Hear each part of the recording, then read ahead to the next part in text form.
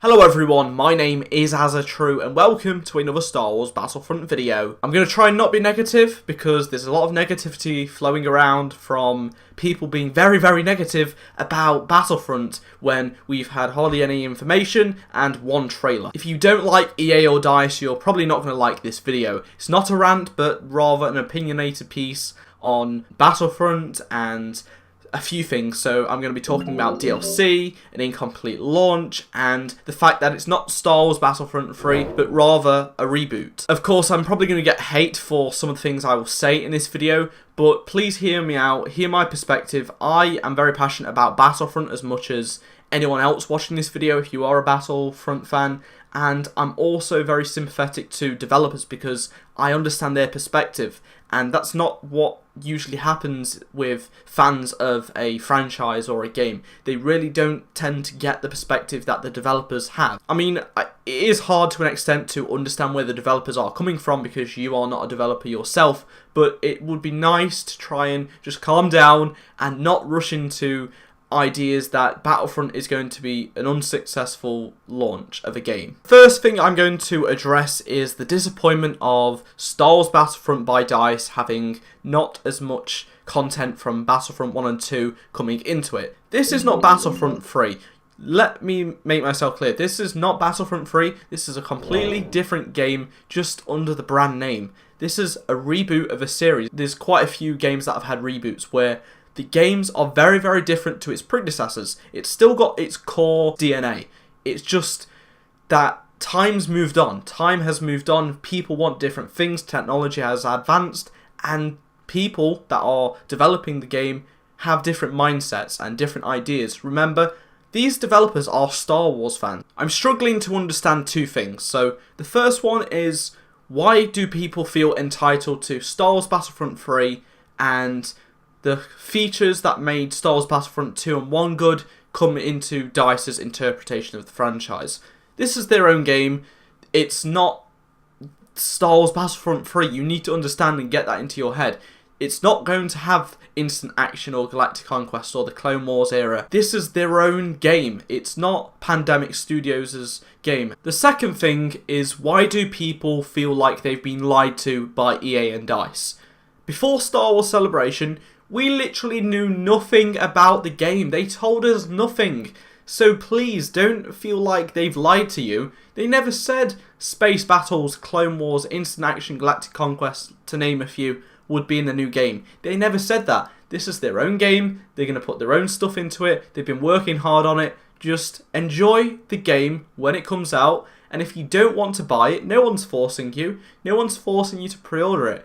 I, for one, won't be pre-ordering it until I have the money later this year. I'm not going to rush to put £5 down to pre-order it. I'm just going to wait. We don't know everything about the game, and in a few months' time, it's E3. We're going to get more information. Before E3, there'll be hype talking about the game and giving us a little bit more information every so often, and that might make you want to pre-order it. There's nothing to say you've got to pre-order it now. The game doesn't come out till November. Just give yourself time. If you don't like what you're hearing or seeing, then don't buy it. Pre-ordering takes me into the next thing I want to talk about, and that is the DLC that is releasing alongside the launch of Episode 7 after the game comes out. It's completely free. It adds an experience onto the game.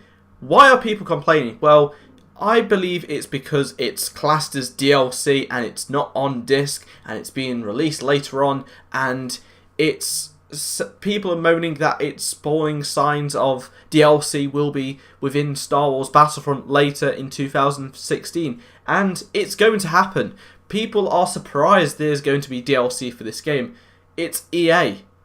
You know, I'm not saying it's a bad thing, but Battlefront 3 had DLC. Battlefront 4 had DLC. Battlefront Hardline.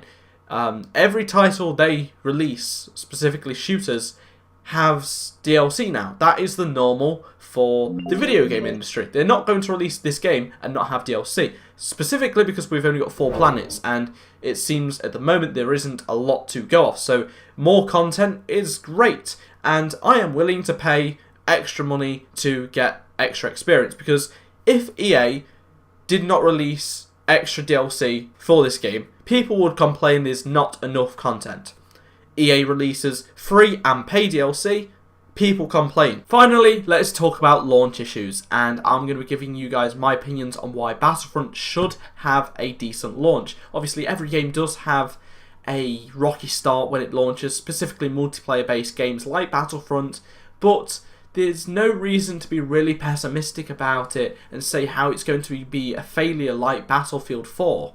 When a company has a project on the scale of something like Battlefield and it's deemed a failure, they investigate into why it's a failure so they don't make the same mistakes again, and this is for their sake so they don't lose money again. The people over at EA aren't stupid, and to think that some people think Battlefield 4's launch could have been fixed overnight or could have been fixed before the game released, it was impossible to do so.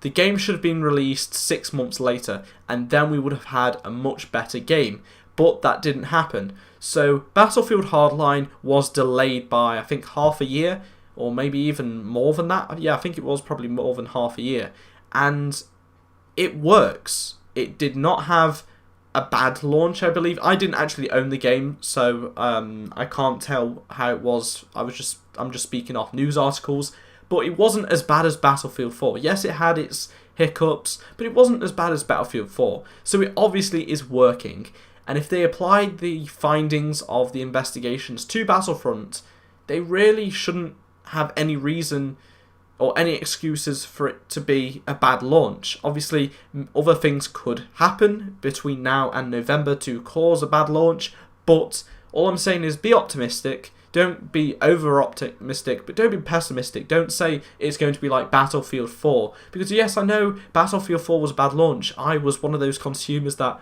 wanted to play Operation Metro, but I was being put into Gulmon Railway matches in a completely different game mode. But that isn't the point. The point of the matter is investigations do take place. They don't do anything.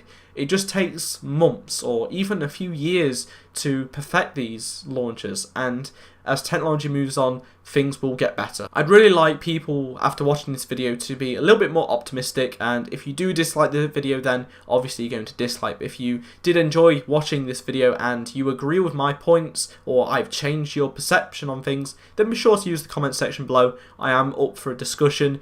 Just please be constructive about it, don't be abusive, because, you know, not many people have been abusive about Battlefront so far. It just seems to be the minority. I would like to keep it that way. But thank you for watching this video. If you want to stay up to date with all the Star Wars Battlefront news, then be sure to subscribe to me. Till next time, goodbye.